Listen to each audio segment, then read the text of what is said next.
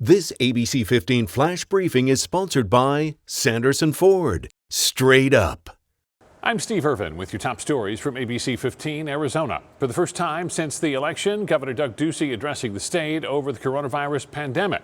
He called on Arizonans to redouble their efforts to wear a mask and avoid large gatherings, stopping short of a formal mask mandate, saying most of the state is already complying with some form of requirement.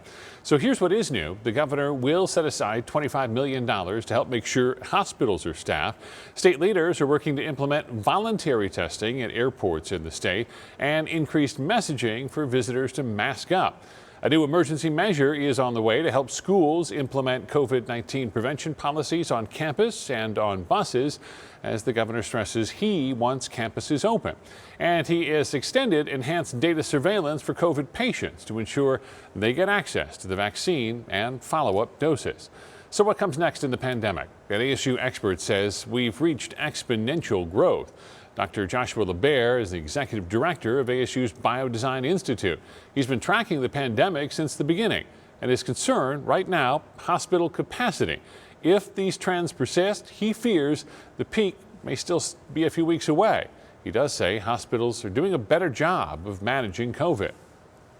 Peak implies that it's going to turn around and stop at that point, and there's nothing to indicate anything is slowing down right now.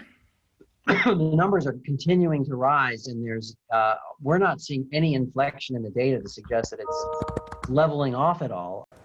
Dr. LeBaire says a mask is still the best tool to slow the spread. He also notes, unlike over the summer, hospitals are going to have a tougher time finding extra healthcare workers from other states, as there are hotspots all over the country. Governor Doug Ducey condemning violence after threats towards Secretary of State Katie Hobbs. On Tuesday night, security video shows a crowd gathering outside Hobbs' home, some of them armed, others waving what appear to be Donald Trump 2020 flags. Several times, the group demands an audit of election results. This is after Hobbs' office told ABC 15 they received harassing phone calls, even a death threat online via the app Parler. Her office says her home address and her son's phone number were published along with it.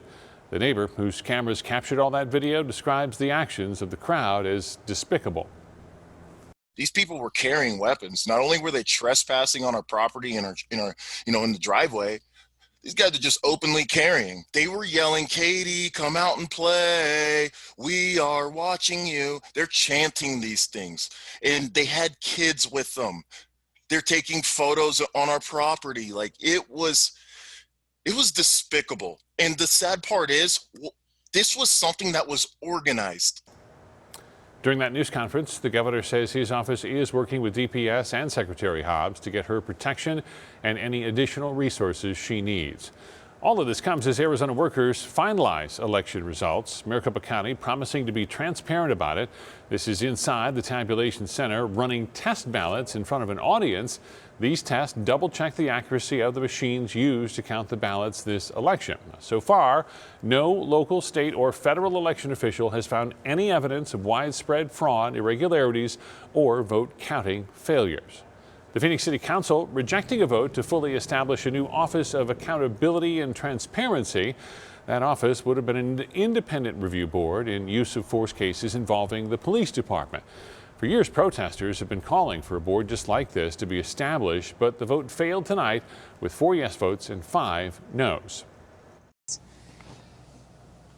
Tracking your forecast, I'm Chief Meteorologist Amber SULLINS, and we are still in record territory tomorrow as temperatures start to drop little by little. There's a look at your valley planner. 60s early on, low 80s by lunchtime tomorrow, and a high of 87 around 3 o'clock in the afternoon, which puts us just 1 degree shy of tomorrow's record. So definitely within striking distance of that one after 3 record-setting days in a row to start the week. As we take a look at the rest of this day, temperatures in the 70s and 80s along the Colorado River Valley, low 70s in Prescott and Payson, and 60s along the rim. We're also expecting more breezes, some strong ones too, along the rim northeast to the Four Corners through the middle of the day tomorrow, when gusts could be at 25 to 30 miles per hour up there, with light winds and mostly sunny skies for much of the day here in the valley. Temperatures are going to gradually drop, but it looks like the 80s will be sticking around through the weekend. 70s back in play next week.